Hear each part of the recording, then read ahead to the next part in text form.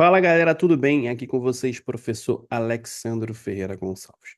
A ideia desse canal é trazer a resenha científica, trazer um pouco a minha rotina de leitura de artigos e qual é a resposta que eles vão trazer para os esportes de combate. Então, fazer vocês participarem dessa leitura. Então, o que a gente selecionou hoje foi um artigo falando sobre o quê? A estratégia de recovery em atletas de jiu-jitsu. Então, vamos ler, vamos dissertar. E vamos, ao final, dou minha opinião, se é válido, não é válido, se ele pode ser incluído na nossa rotina de treinamento. Enfim, é uma resenha, é um bate-papo. Você aí vai estar na academia, ou você vai estar no intervalo de algum treino, ou se deslocando. Participe, deixa aqui nos comentários, estou com você. Um grande abraço. Vamos lá, resenhar um pouco sobre esse artigo. Eu gostei bastante desse artigo, ele traz um título muito interessante, né? Duas estratégias de recovery para atletas de jiu-jitsu. A gente sabe que a recuperação é um aspecto fundamental para a performance do atleta, tanto em competições como treinamento, e como ensaiar essa recuperação na situação ali de treino e aplicar isso na competição. Isso vai fazer muita diferença. Jiu-jitsu é um dos esportes que mais cresce, tanto cientificamente, também quanto de aplicação prática, nível de treinamento, nível dos atletas. Então, acho que é mais uma informação para esse grande mundo que cresce, que é o jiu-jitsu. Então, aqui está o artigo, né? Os autores têm que dar os méritos, né? Para quem escreveu, estudou. A revista tem um ano, então é um artigo bem recente. Galera, peço já logo desculpas, porque eu sou muito ruim com essa linha aqui, sem ficar torta, e vamos seguir o barco, que o mais importante aqui é a gente estudar e ter obtenção de conhecimento, tá? Então, qual é a exposição e o desfecho desse artigo? Qual é a proposta desse artigo, né? Comparar o efeito do alongamento estático e da imersão de água fria no desempenho de força no nível de lactato sanguíneo em atleta de jiu-jitsu. Ele quer comparar o alongamento, a exposição em água fria sobre aspecto de força, potência e lactato, questões neuromusculares e metabólicas. Perfeito. Tudo aquilo que o preparador físico ou treinadores precisam saber na aplicação do jiu-jitsu, como isso pode impactar numa estratégia de recuperação. Tá? Então vamos lá. Dando segmento, a gente precisa entender quem são esses atletas, quem foi o grupo, né, os participantes desse estudo. 21 atletas de jiu-jitsu do sexo masculino, com peso aqui de 69 quilos, tá? A idade estava com 27 anos, o percentual de gordura está em 15%. Isso aqui já é um parêntese muito interessante. Tem diversos estudos falando o impacto do percentual de gordura em ações específicas, deslocamento específico, força, potência e resistência, que um percentual de gordura elevado impacta negativamente nessas variáveis. Existe um estudo do professor Braulio, estudo aqui, um professor muito reconhecido aqui no Brasil, onde ele faz uma tabela de classificação que seria a sugestão, qual seria o percentual de gordura de acordo com o nível de competição dos atletas. Quem sabe vira uma próxima resenha, mas vai contribuir aqui com vocês de informação. Nível de experiência, isso aqui é muito importante, então mostra que são atletas que têm um bastante lastro, assim, que eu falo de jiu-jitsu, 3 anos de nível de experiência e treinam também 4 vezes por semana. Então, um volume muito bom, então a gente pode considerar, são atletas que têm bastante experiência, questão técnica, tática, neuromuscular e metabólica.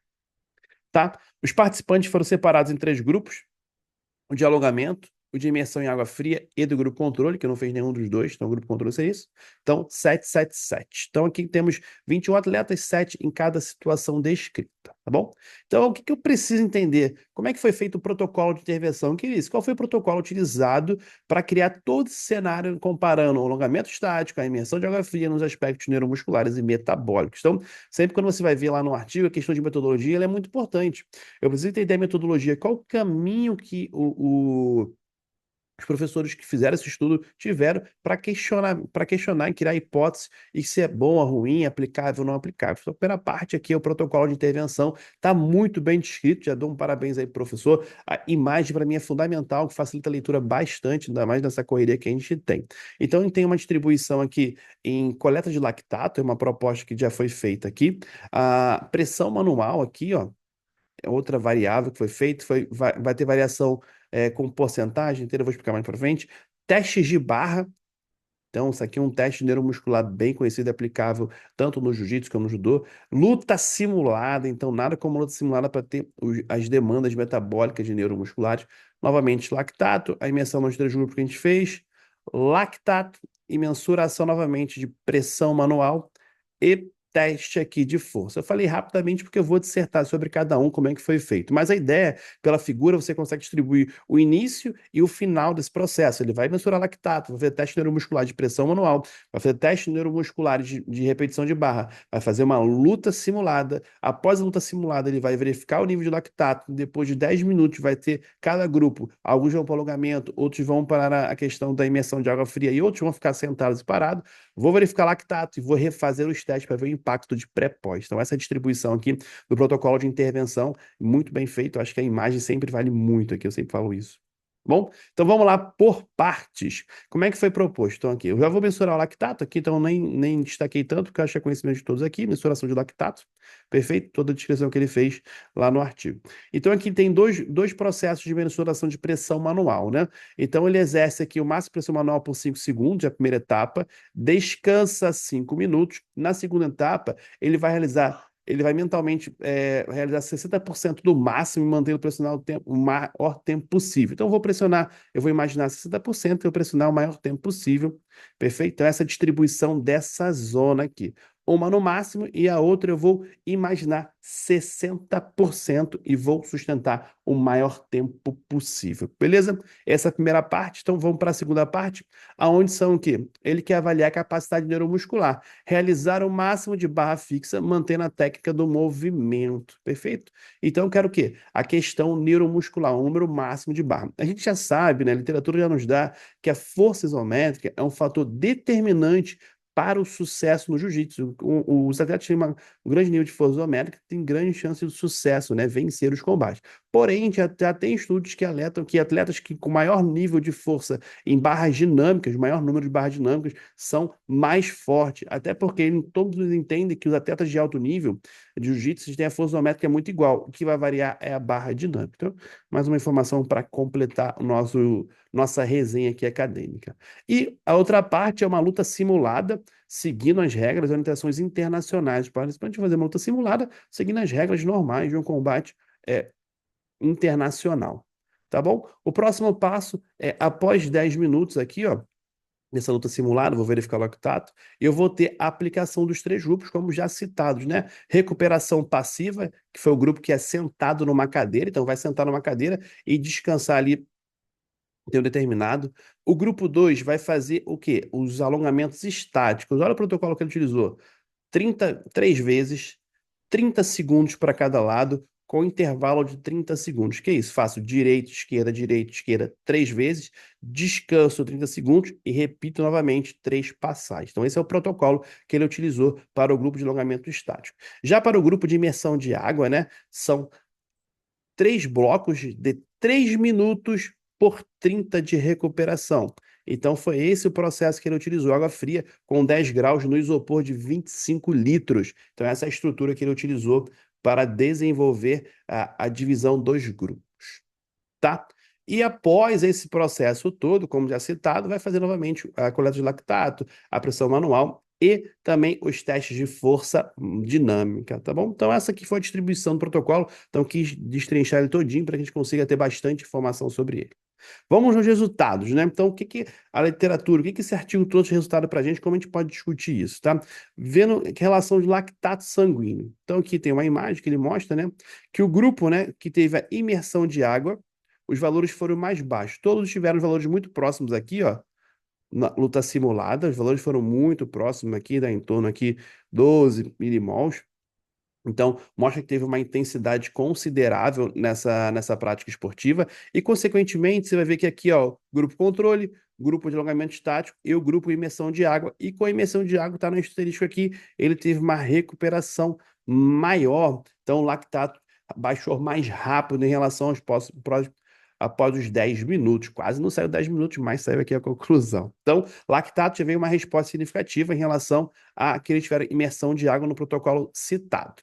Na força isométrica, perfeito, foi observada uma redução de força máxima após o alongamento estático e nenhuma diferença foi encontrada no grupo controle ou que utilizaram ou que a imersão de água. Então, o alongamento estático, que é essa aqui, foi observado uma diminuição significativa em comparação ao outro. Então, parece que alongamento estático no protocolo citado por ele, houve uma resposta negativa na produção de força. Tá bom? O terceiro ponto seria a resistência muscular localizada, que são as pressões manuais, que é o hand grip, né? Endurance. Então, assim, comparou que com 60% pré-pós a intervenção, o que aconteceu? Um comprometimento foi observado apenas no grupo controle, então não teve diferença. Até porque 60% é meio subjetivo, né? Alguns podem conseguir controlar, outros não. Eu considero aqui essa informação, mas eu não vejo tanta validez, porque é difícil as pessoas terem esse nível de concentração, ainda mais pode fazer um teste. Então, quem faz coleta sabe que isso interfere muito, o ambiente, o estresse, mas ele quer entender que não houve diferença no controle, então, perfeito, os dois ficaram iguais. Beleza, então vamos seguir, tá? E na força dinâmica, né, do kimono ali, né, que é a força de número de repetições, houve uma queda de repetição para o grupo controle e para o grupo com alongamento estático, e nenhuma diferença foi encontrada para o grupo com água fria. Então, novamente, o grupo de água fria parece que teve uma boa resposta em relação às demandas neuromusculares em comparação com o alongamento e em comparação com o grupo controle. Tá bom? Então, esse aqui, o objetivo não é enrolar vocês, é uma aula muito longa, é pegar o artigo, ler como se estivesse lendo junto, a maneira como eu leio ele, umas questões aqui, e trazer aplicação prática, não é enrolar e ficar uma. Não, que é rápido. Então, o objetivo, ver se ele tem aplicação prática ou não. Qual é a conclusão desse artigo, né? Que água fria no antebraço e na mão promove potenciais vantagens metabólicas no desempenho. Olha o que a gente quer: vantagem metabólica e desempenho, vantagem nos quesitos de força e potência, vantagem nas questões metabólicas, de você conseguir recuperar de uma luta para outra. E em relação, né, em comparando aos alongamentos estáticos ou na recuperação passiva dos atletas. Então, existe uma resposta positiva para os atletas estudados quando a gente fala um aspecto de recuperação em água fria. Então, utilizar gelos vai ajudar o atleta de jiu-jitsu a ter uma recuperação neuromuscular e metabólica. Um segundo fator muito importante, que é a taxa de recuperação, como ela é importantíssimo num período curto de tempo. Isso aqui é um estudo de 2005, né, do Francine. Então ele mostra aonde há uma redução por minutos em relação à força métrica máxima. À medida que a luta vai se alongando, há uma redução na força métrica máxima. Então, a recuperação de um combate para o outro é fundamental para que você volte a níveis próximos aos iniciais. Mas essa recuperação faz que essas demandas neuromusculares voltem. E sabe que a pegada é um fator determinante e a força também nos esportes de grappling, principalmente no jiu-jitsu. Então, justifica-se porque é importante essa recuperação. E uma segunda questão bem interessante, que o protocolo de alongamento estático não teve efeito lactato, não teve alteração. Ok. Porém, houve um comprometimento nas questões das pressões manuais e nos desempenhos específico do jiu-jitsu, luta simulada. Então, houve um comprometimento na pressão manual e nas repetições, nas barras. Então, mostra que alongar houve um prejuízo na situação. E aí, fui buscar no artigo, ele sugere essa leitura aqui, justificando que o alongamento exaustivo tem perda de performance neuromuscular em atletas de jiu-jitsu. Ele utilizou aqui um alongamento, né?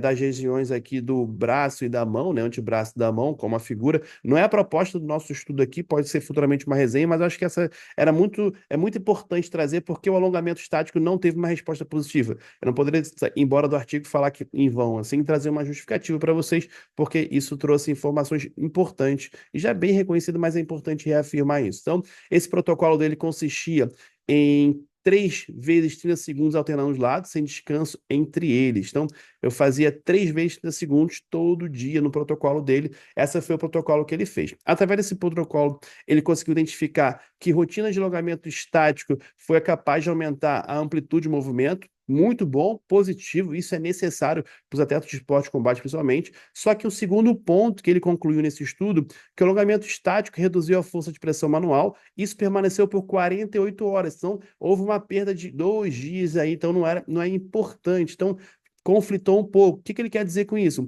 Que evitar essa prática de alongamento exaustivo antes de modalidades que existe força e pressão manual como o jiu-jitsu. Então, você pode fazer o alongamento, sim, mas numa janela que não interfira, numa sequência que não interfira no treinamento do jiu-jitsu. Lembrando que esse alongamento que ele falou é exaustivo. Aquela máquina vai numa zona de desconforto. Então, aquele alongamento tradicional lá, só de puxar um braço para o outro, acredito que não vai ter interferência nenhuma. Mas numa questão de alongamento exaustivo, ele recomenda que seja feito numa janela. Por exemplo, acabou minha sessão de treino, no final do dia posso fazer esse alongamento. Agora, antes ou pré-sessões de treinamento de jiu-jitsu, pode interferir em força e potência. Então, galera, espero que vocês tenham gostado dessa aula. Então, a ideia aqui é ser uma resenha bem rápida, ser bem dinâmica, não ficar muito travada cientificamente. Espero muito que vocês tenham gostado. Se você conhece alguém que tem interesse nesse conteúdo, passe esse vídeo à frente, tá bom? Um grande abraço. Estou aí com vocês. Valeu. Tchau, tchau.